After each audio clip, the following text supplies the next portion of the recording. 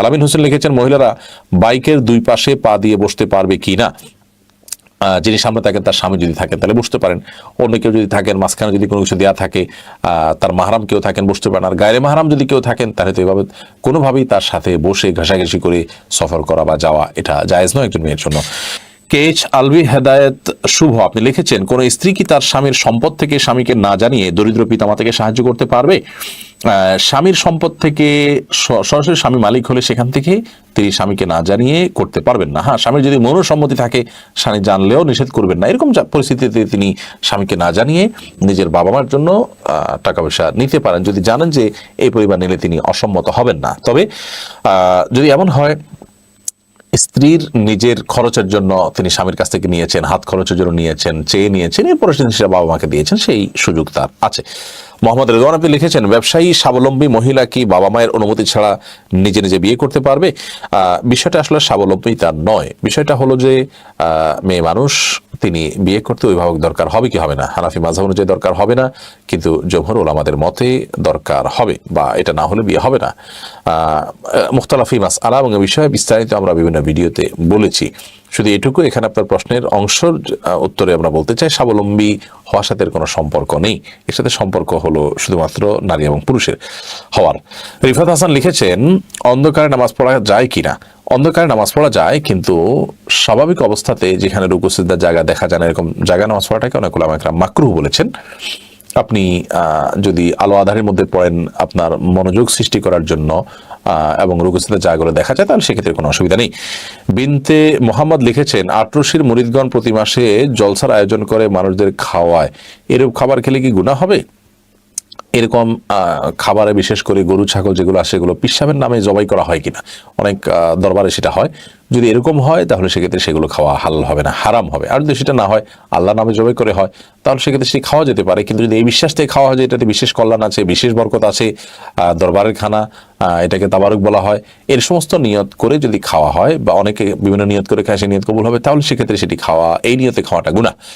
এমনিতে as a হালাল খাবার সেটা খেতে পারেন, কিন্তু অনেকে এই সমস্ত মাজারে মানত করে দেয়, হারাম টাকা থেকে দেয়, অসৎ উদ্দেশ্যে দেয়, এই সমস্ত কারণে এই ধরনের খাবার অ্যাভয়েড করাটাই হলো তাকওয়ার দাবি।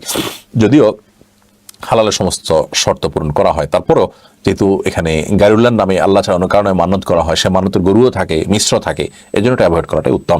ফারজানা সুমি লিখেছেন, স্বামীর অনুমতি ছাড়া নাকি কোনো মেয়ে ও অপর মেয়ের মুখ দেখতে পারে না, এটা কতটা সত্য? স্বামীর অনুমতি ছাড়া অন্য মেয়েকে দেখতে পারে না, এটা সম্পূর্ণ মনে করা ভিত্তিহীন কথা। অরিজিনাল শরীফ এসআর এআডি থেকে লিখছেন, স্ত্রী কি স্বামীর নাম ধরে ডাকতে পারবে? ডাকতে পারে, এতে কোনো গুনাহ হবে না। তবে এটা কালচারের উপর নির্ভর করে, যে কালচার এটা অসম্মান হয় সেরকম অসম্মান করা যাবে না স্বামীকে। তারপরে নাজমা খান লিখেছেন, পিরিয়ড চলার সময় সকাল বিকাল 3 কুল পড়তে পারবো কি না? আপনি জিকির হিসাবে, সকাল সন্ধ্যার আমল হিসাবে আপনি এটা করতে পারেন অনেক ওলামাদের মতে। হারিমা আক্তার লিখেছেন, মহিলারা স্কুটি চালানো জায়েজ আছে কি না নিজের সুবিধার জন্য? সম্পূর্ণ পর্দার সাথে যদি চলার সুযোগ থাকে, তার শরীরে কোনো অংশ প্রকাশ না হয় বাতাসে বা অন্য কোনো ভাবে, তাহলে সেক্ষেত্রে অনেকেই সেটাকে জায়েজ, অনেক উলামা ইকরাম জায়েজ বলেছেন। যদিও ফিতনার সম্ভাবনা এক্ষেত্রে অনেক বেশি, এটা পরিহার করাটাই হলো নিরাপদ। মাহমুদ আক্তার লিখেছেন, আমি কি বোরকা না পরে শুধু মুখ ঢেকে বাসায় নন মাহরাম আত্মীয় স্বজনের সাথে দেখা করতে বা কথা বলতে পারবো? যদি মুখ ঢাকের, বোরকা পরা ছাড়া আপনি যে কোনোভাবে সৌন্দর্য ঢাকলেই হবে।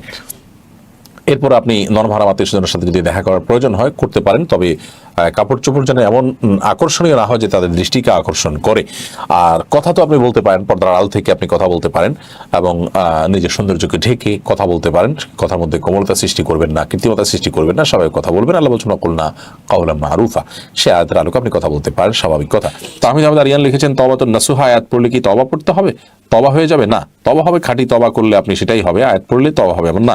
ফজলে আলী খান আপনি লিখেছেন, হুজুর আমার বড় ভাই রেখে বিয়ে করলে কি কোনো সমস্যা হবে? না, কোনো অসুবিধা নেই। শরীর দৃষ্টিকোণ থেকে বড় ভাইকে রেখে ছোট ভাই বিয়ে করতে পারেন। আয়েশা সিদ্দিকা আপনি লিখেছেন, কারো একাধিকবার জানাজা পড়ার বিধান সম্পর্কে জানতে চাই। একাধিকবার জানাজা পড়া এটা সুন্নাহ নয়, সুন্নাহ হলে একবার জানাজা হওয়া। আমাদের দেশে যে গায়বানা জানাজা পড়া হয়ে থাকে, এটা একটা রাজনৈতিক জানাজা বলতে পারেন, শরীয়তে এটা আসলে একটা গ্রহণযোগ্যতা নেই। নবী করিম সাল্লাল্লাহু আলাইহি সাল্লাম যে নাজাশী জানাজা গায়বানা পড়েছেন, সেটা এই জন্য যে তিনি মারা যাওয়ার পরে যে জায়গায় মারা গিয়েছেন সেখানে তার জানাজার ব্যবস্থা ছিল না, সেখানকার জানাজা দেওয়ার মতো কোনো মুসলমানরা ছিল না, এই জন্য তার দাফন হয়ে গেছে, সেই জন্য তিনি হয়তো করেছেন। কারণ তিনি ছাড়া আরো অনেক সাহাবীরা বিভিন্ন জেহাদে শহীদ হয়েছেন, নবী করিম সাল্লাল্লাহু আলাইহি সাল্লাম দূরে থেকে তাদের গায়েবানা জানাজের না অনুমতি দিয়েছেন না নিজে করেছেন, বিধায় জানাজা একবারই হবে। তবে একাধিকবার জানাজার অপশন থাকতে পারে। ধরুন সাধারণ মানুষ জানাজা পড়ে ফেলেছেন, যিনি লাশের অভিভাবক, ধরুন যিনি মারা গেছেন তার বড় সন্তান বা তার ছেলে বা তার বাবা, এরকম কোনো অভিভাবক হয়, গার্ডিয়ান হতে পারে, এরকম কোনো ব্যক্তি তিনি দূরে আছেন, আসছেন, দেরি হচ্ছে, এই জন্য মানুষ জানাজা পড়ে ফেলেছে, তাহলে ওই ব্যক্তি আসার পরে তিনি আবার জানাজা অ্যারেঞ্জ করতে পারেন, তার সাথে অন্যরা সামিল হতে পারে, এভাবে একাধিকবার জানাজা হতে পারে। জাকির হোসেন সাদি লিখেছেন, ভোট উপলক্ষে প্রার্থীর পক্ষ থেকে চা, বিরিয়ানি ইত্যাদি খাবার পরিবেশন করা হয়, এগুলো খাওয়া কি জায়েজ হবে? এগুলো দিয়ে ভোটারকে দুর্বল করার চেষ্টা করা হয়, ভোটারকে দুর্বল করে তার ভোট আদায় করার চেষ্টা করা হয়, সেজন্য এটাকে উৎকোচ বিবেচনা করা যেতে পারে, সেজন্য এগুলো গ্রহণ করা উচিত হবে না একজন ইমানদারের জন্য, একজন মুত্তাকি ব্যক্তির জন্য। কারণ এখানে যথেষ্ট আশঙ্কা আছে উৎকোচ হিসাবে এটাকে দেওয়ার। আপনাকে ভোটের আগে কেন দেয় নাই, পরে কেন দেয় নাই, এই বিষয়টি কিন্তু পরিষ্কার হয়ে যায়, প্রশ্ন থেকে পরিষ্কার হয়ে যায় যে এগুলো এক ধরনের উৎকোচ, একজন মুত্তাকির জন্য সেগুলো গ্রহণ করা উচিত নয়। আপনি রাকিবুল ইসলাম লিখেছেন, রোজা অবস্থায় ভাবনা চিন্তার ফলে যদি কোনো মহিলার পানি বের হয় তাহলে কি রোজার কোনো ক্ষতি হবে? রোজা হয়ে যাবে, তবে গোসল ফরজ হবে না যদি সেটা মাজি লেভেলের হয়। কিভাবে বুঝবো যে মজি বের হয়েছে নাকি মনি? কারণ মহিলাদের তো মজি মনির মধ্যে কোনো পার্থক্য নেই। এর ফলে যদি শরীর নিস্তেজ হয়ে যায়, মনি বের হওয়ার পর বা বীর্য বের হওয়ার পর যে পরিস্থিতি হয়, সেরকম যদি হয় তাহলে সেটাকে বীর্যপাত হিসাবে ধরে নিতে হবে। এটা ব্যক্তির পরিস্থিতি দেখে তাকে নিজেকে সিদ্ধান্ত নিতে হবে যে কি হয়েছে। আপনি রবিউল হাসান রবি লিখেছেন, ইসলামী সাহিত্য বইয়ে যদি কোরআনের আয়াত উল্লেখ থাকে তাকে ওযু ছাড়া ধরে পড়া যাবে? যে বইতে সবই সাধারণ কথা, দু চারটা আয়াত মাঝখানে আছে, সেগুলো ওযু ছাড়া ধরা যাবে, তো আয়াতের অংশটা যাতে ওযু ছাড়া ধরা না হয় সেদিকটা খেয়াল করা ভালো।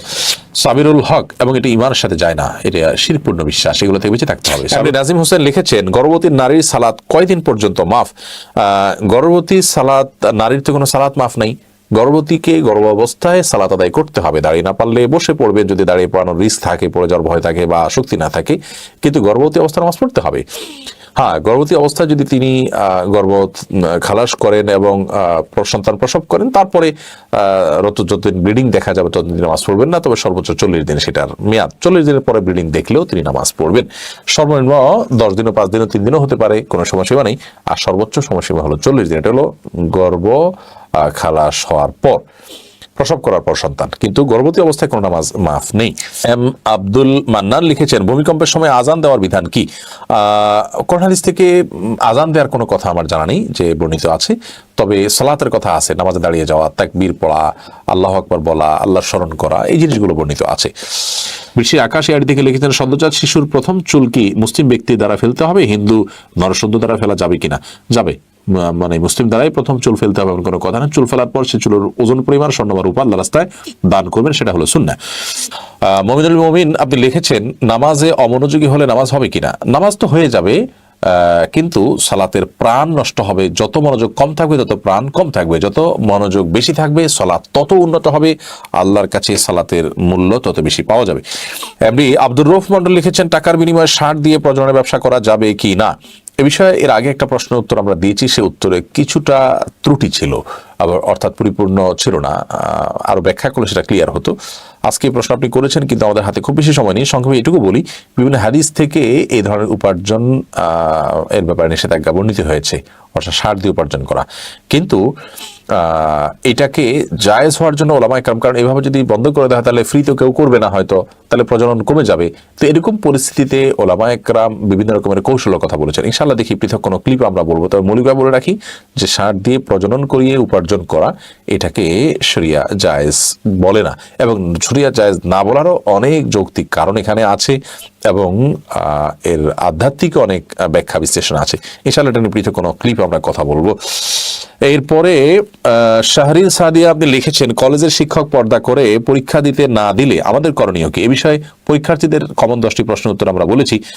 বাধ্য করা হলে আপনি যতটুকু পারেন ততটুকু মাথায় কাপড় দিয়ে, যতটুকু পারেন ততটুকু নিজের সৌন্দর্যকে ঢেকে আপনি করবেন, যেহেতু আপনি নিরুপায়। বিস্তারিত সেখানে শুনে নেবেন। আল ইব্রাহিম আহমদ লিখেছেন, গোস্তকে কি মাংস বলা যাবে? কোনো অসুবিধা নেই, এটা নিয়ে অনেকে বলেন না মায়ের অংশ, এই ব্যাখ্যার কোনো গ্রহণযোগ্য ভিত্তি আছে বলে আমার জানা নেই, আর হলেও আমাদের সমাজে সেটি প্রতিষ্ঠিত হয়ে গেছে গোস্তর অর্থে, অর্থে কেউ বলেও না। বিধায় এটা বলাতে কোনো অসুবিধা নেই। শেখ শাহ আলম আপনি লিখেছেন সুন্নতে খাতনা না করলে কি সে মুসলিম হবে না? না, সুন্নতে খাতনা না করলে মুসলিম হবে না ব্যাপারটা এরকম না, এত জটিল না, এত কঠিন না। বিধায় সুন্নতে খাতনা ছাড়াও মুসলমান হতে পারে। রাতুল আহমেদ লিখেছেন নির্বাচনের মেম্বার চেয়ারম্যান প্রার্থীরা চা অথবা খাবার খাওয়া, এটা খাওয়া কি জায়েজ? মাশাআল্লাহ, এই প্রশ্ন অনেক আসছে। একটু আগে আমরা উত্তর দিয়েছি বিষয়ে যে নির্বাচনে চেয়ারম্যান মেম্বার প্রার্থীদের কোনো কিছু খাওয়ালে সেটা আমাদের জন্য খাওয়া জায়েজ হবে কিনা। বলেছি আমরা যে এটা উৎকোচ হিসাবে বিবেচিত হতে পারে, যেহেতু এটার মাধ্যমে ভোটারকে দুর্বল করার চেষ্টা করা হয়। আর যদি সেরকম না থাকে, ধরুন তিনি এমনি সবসময় খাওয়ান, এখনো খাওয়ালেন, অথবা তিনি খাওয়াচ্ছেন, এখন আপনি না খেলে বরং তিনি আপনার উপরে রুষ্ট হয়ে আপনাকে জুলুম করতে পারেন, তাহলে সেক্ষেত্রে আপনি খেতে পারেন। ফয়জুল আলম আপনি লিখেছেন লাইভ চলাকালীন আপনাকে যেসব প্রশ্ন করা হয় অনেকে নিচে উত্তর দেয়, তাদের সে অধিকার ও যোগ্যতা আছে কিনা আমরা জানি না। আমার মনে হয় আপনার উচিত এর উপর নিষেধ করা অথবা তাদেরকে ব্লক করা। খুবই গুরুত্বপূর্ণ পয়েন্ট টেনে এনেছেন ভাই ফয়জুল আলম। বারবার আমরা আমাদের ভাইদেরকে বলছি, বোনদেরকে বলছি, অনুগ্রহ করে কারোর কমেন্টে, কারোর মন্তব্যের রিপ্লাইতে আপনারা উত্তর দিতে যাবেন না। যদি আপনি দিতে চান, আপনি সেরকম যোগ্য নিজেকে মনে হয়, তাহলে আমাদের পেজের যে নাম্বার আছে সেখানে যোগাযোগ করে আমাদের ফাউন্ডেশন অফিসে আসেন। আমরা আপনার সাক্ষাৎকার নেই, আপনাকে অ্যাডমিন হওয়ার সুযোগ দেই, যদি আপনি সেরকম ব্যক্তি হন, বিশ্বস্ত হন, সেই বিষয়গুলো যদি আমাদের কাছে প্রমাণিত হয়। এছাড়া কিন্তু কেউ কাউকে রিপ্লাই দেওয়ার সুযোগ নেই। আপনি যে কাজটা করতে পারেন, নির্ভরযোগ্য যে সমস্ত ওলামা একরাম আছেন তাদের কোরআন এবং হাদিসের আলোকে কোনো রেফারেন্স বেস কোনো জবাব দেওয়া থাকলে সেটা আপনি রিপ্লাইতে দিতে পারেন, তবে সেটাও আমাদের অ্যাডমিনটা সাধারণত করে থাকেন। বিধায় কাজটা না করার জন্য অনুরোধ করা হলো। যারা এরপরেও না মানেন তাদেরকে আমরা অনেককেই ব্লক করি, বিশেষ করে বিভিন্ন লিঙ্ক ধরায় দেওয়া, তারপরে বিভিন্ন বিষয়ে এনে বলা, এগুলো কোনো অবস্থাতে আমাদের জন্য উচিত নয়। গর্হিত কাজগুলো আল্লাহ আমাদেরকে বাঁচায় রাখুন এবং হেফাজত রাখুন এবং সবাইকে মেনে চলার তৌফিক দান করুন। প্রিয় দর্শক, আজকে যেহেতু শুরুতে বেশ কিছু খানিকটা সময় আমরা নিয়েছি আপনাদের, এরপরে মোহাম্মদিয়ান রিপন আপনি আইডি থেকে লিখেছেন প্রস্রাব পায়খানার পর অজু করার বিধান কি? প্রস্রাব পায়খানা করলেই অজু করতে হবে এটা জরুরি না, করাটা মুস্তাহাব, ভালো। নামাজের জন্য বা অজু যে সময়গুলোতে করা জরুরি, যেমন কোরআন তেলাওয়াত, কোরআন স্পর্শ করা, তখন তার আগে দিয়ে অজু করবেন। আর প্রত্যেকবার পেশাব পায়খানা পরেই অজু করতে হবে এমনটা বাধ্যতামূলক নয়, করতে পারলে সেটা ভালো এবং সওয়াবের কাজ। এমনি জয়নাল আবেদিন লিখেছেন আল্লাহ আমার ইমানের পরীক্ষা নিচ্ছেন, তা আমি কিভাবে বুঝবো, তখন কি করণীয়? আল্লাহ রাব্বুল আলামিন ইমানের পরীক্ষা নিচ্ছেন এর একটা আলামত হলো যে আপনার মধ্যে বিপদ আসা, বিপদের মুখোমুখি হওয়া, অথবা আপনি আপনার কোনো লোভনীয় পরিস্থিতির মুখোমুখি হওয়া, যে লোভের পরে আপনি হারামে চলে যেতে পারেন, সেটা থেকে বাঁচলে আপনি হালাল থাকতে পারেন, এর মানে আল্লাহ তাআলা আপনাকে পরীক্ষা নিচ্ছেন। এরকম অনেকগুলো সিচুয়েশন দেখে বোঝা যায় যে আল্লাহ তাআলা আমাদেরকে পরীক্ষা নিচ্ছেন। এরপরে পুষ্পিতা আহমেদ আপনি লিখেছেন রুহানি চিকিৎসা কি জায়েজ আছে? রুহানি চিকিৎসা বলতে আপনি যদি বোঝান যে আপনার ভিতরে পাপের প্রতি অভ্যাস, দুর্বলতা তৈরি হয়েছে, কোনো নেককার, কোনো ভালো মানুষের পরামর্শ নিয়ে আপনি চলছেন এবং তার সান্নিধ্যে থাকছেন, তার কাউন্সিলিং নিচ্ছেন, এর মাধ্যমে আপনি নিজেকে পরিশুদ্ধ করার চেষ্টা করছেন, এতে কোনো অসুবিধা নেই, এটি জায়েজ। আর এর বাইরে রুহানি চিকিৎসার নামে অনেক কাজকাম হয়ে থাকে, অনেক দরবারে অনেক বিষয়রা করে থাকে যেগুলো শরিয়া সম্মত নয়। কোরআন হাদিসের যে গণ্ডি এবং ফর্মুলা আছে, বেসিক যে নিয়ম আছে, সেটার বাইরে যখন মন গড়া কোনো পদ্ধতিতে চলে যাওয়া হবে সেটি না জায়েজ হবে। খালিদ বিন ওয়ালিদ দেখেছেন ফেসবুকে মেয়ে ফ্রেন্ড রাখা যাবে কিনা? না, ফেসবুকে মেয়ে ফ্রেন্ড রাখা যাবে না, কারণ এটা গুনাহের পথে আমাদেরকে পথ নির্দেশ করে। যদি একান্ত বাধ্য হন যে তার সাথে আপনার ব্যবসা সংক্রান্ত বিষয় আসে থাকে, ফিতনা থেকে মুক্ত থাকতে পারেন, সে সম্ভাবনা জড়ালো থাকে, তাহলে সেটি আপনি করতে পারেন। সেলিনা আক্তার লিখেছেন বিনা প্রয়োজনে ইচ্ছে করে সিজার করা কি জায়েজ আছে? সিজার করলে যেহেতু মানুষ দুর্বল হয়, ক্ষতিগ্রস্ত হয় নানা দিক থেকে, অতএব বিনা প্রয়োজনে ইচ্ছা করে এটা করাটা হারাম না হোক, অন্তত কার হাত থেকে খালি হওয়ার কথা নয়। কারণ হলো আপনি নিজেকে বিপদের মুখে ফেলেন, ইচ্ছাকৃত আপনি কোনো ক্ষতির মুখোমুখি পড়েন, এটা মাকরুহ। বিধায় একান্ত প্রয়োজন ছাড়া সিজার করা, যদি সিজারের মাধ্যমে ক্ষতিগ্রস্ত হওয়ার আশঙ্কা থাকে, তাহলে সেটা মাকরুহের মধ্যে পড়বে। এরপরে তাশরিফা হাকিম আপনি লিখেছেন আমার বয়স 50 বছর, আমার কোমরের হাড় ক্ষয় হয়ে গেছে, এখন আমি বসে নামাজ আদায় করলে কি নামাজ হবে? হ্যাঁ, কোমরের হাড় যদি ক্ষয় হয়ে যায়, আপনার জন্য উঠা বসা করাটা কঠিন হয়, কষ্টসাধ্য হয়, দুঃসাধ্য হয় বা ক্ষতিকর হয়, ভয়াবহ রকমের, ডাক্তার নিষেধ করেন। দিনদার ডাক্তার, যিনি দিনদার নামাজের গুরুত্ব বোঝেন, আবার ভালো ডাক্তার, তাহলে সেক্ষেত্রে আপনি অবশ্যই বসে নামাজ আদায় করতে পারবেন। আপনি মেহেদী হাসান লিখেছেন, ইমান ধরে রাখা কষ্ট হচ্ছে, বিয়ের বয়স হয়েছে কিন্তু বাড়িতে বলার পরও বিয়ে দিচ্ছে না, আমার নফস খারাপ কিছুর ইঙ্গিত দেয়, এখন কি করব? একে তো রোজা রাখবেন, দ্বিতীয়ত আপনার গার্ডিয়ানদেরকে আলেমদের মাধ্যমে অন্যদের মাধ্যমে কাউন্সিলিং করবেন, বুঝাবেন এবং সবর করবেন। সবরের বিনিময়ে আল্লাহ তাআলা জান্নাত দিবেন। আর গুনাহের যে রাস্তাগুলো আছে, বিশেষ করে চোখের গুনাহ, সেগুলো থেকে নিজেকে সরাই ফেলবেন। ইনশাআল্লাহ মনের মধ্যে জেনার আকাঙ্ক্ষা কমতে থাকবে। নেককার সোহবতের সান্নিধ্যে থাকলেও জেনার আকাঙ্ক্ষা দূর হয়। হাসান খন্দকার আপনি লিখেছেন, নিয়মিত নামাজ আদায় করি না, এখন আমার দান কি কবুল হবে? হ্যাঁ, দানের সাথে নামাজের সম্পর্ক ওইভাবে নাই, কিন্তু আপনি নামাজ নিয়মিত আদায় করছেন না অনিয়মিত আদায় করছেন, এটা অন্যায় কাজ করছেন। দান করার চাইতে এটা গুরুত্ব বেশি, সেটা আপনার খেয়াল করা উচিত। এমনি তহা মুস্তাজির আপনি লিখেছেন, আমার বাবা মা আমাকে এমন নসিহত দেন যেটা ইসলামের সাথে সাংঘর্ষিক, মত অবস্থা আমার করণীয় কি? ইসলামের সাথে সাংঘর্ষিক কোনো নসিহত দিলে সেটা মানা যাবে না, তো ওদের সাথে বেয়াদবি করবেন না। বাইতুল্লাহ কালাদ এই আইডি থেকে আপনি লিখেছেন, আমার মৃত্যুর পর বাবার বাড়ি ইদ্যত পালন করতে পারবে কি না? স্বামীর মৃত্যুর পর বাবার বাড়ি ইদ্যত পালন করতে পারবে কিনা? নিয়ম হলো, স্বামীর বাড়িতে থাকলে, সেখানে থাকার সুযোগ থাকলে সেখানে ইদ্যত পালন করবেন। আর যদি সেখানে থাকাটা নানা কারণে অসুবিধাজনক হয়, তাহলে সেক্ষেত্রে অন্য কোথাও পালন করলেও করতে পারবেন। এটা তো হ্যাঁ, মৃত্যুর পর ইদ্যত, জি, অন্য কোথাও করলে করতে পারবেন, কিন্তু যেখানে স্বামী আপনি থাকা অবস্থায় মৃত্যুবরণ করেছেন সেখানে যদি ইদ্যত পালন করা যায়, সেটা আপনার জন্য বেটার এবং সেটাই উচিত।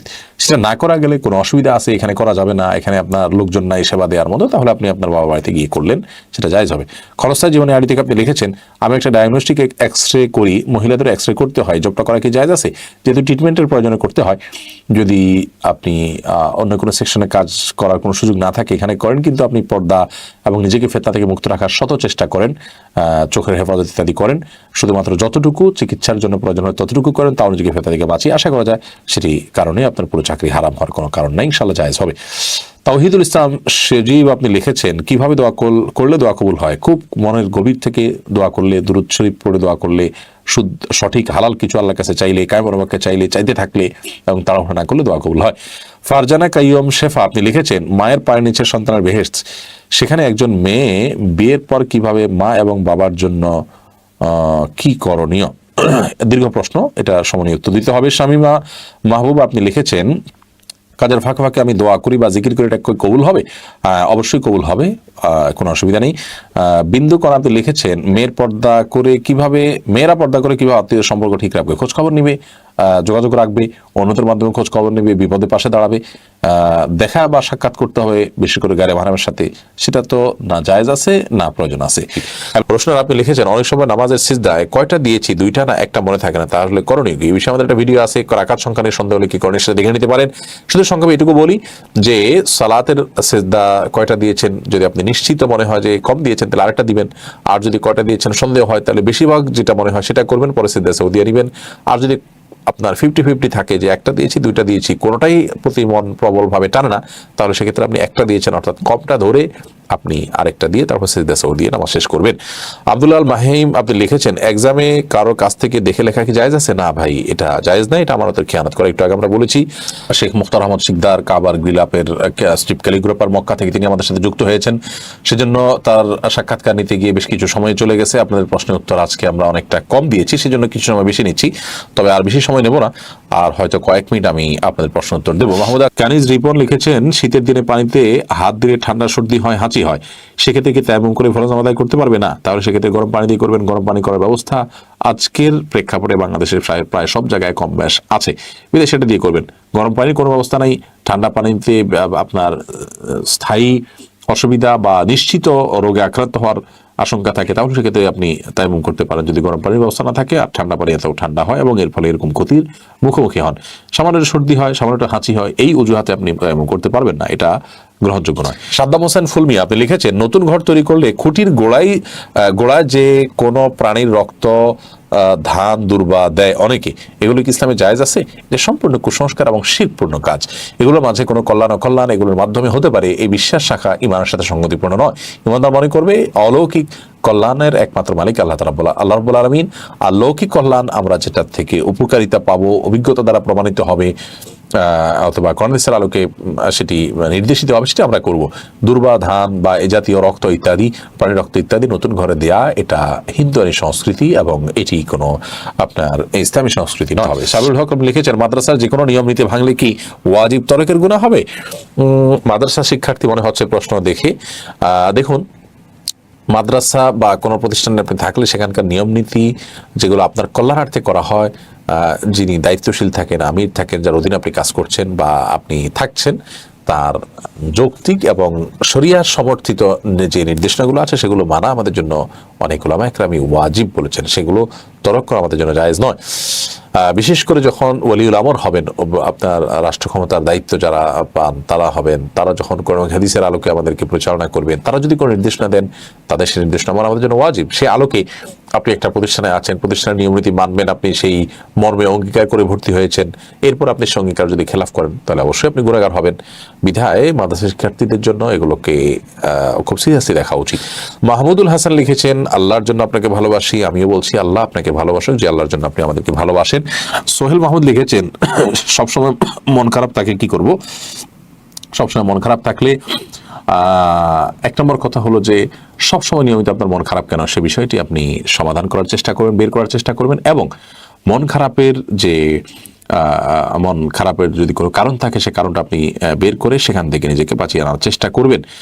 আর সূরা ইউসুফ সাধারণত অর্থ সহকারে বুঝে পড়লে মন ভালো হয়, সেটি পড়ার চেষ্টা করবেন। এমনি তাওসিফ লিখেছেন, ছেলেটাকে হাতে আংটি পড়তে পারবে? পারবে। রূপার আংটি পড়তে পারে, স্বর্ণের আংটি পড়তে পারবে না।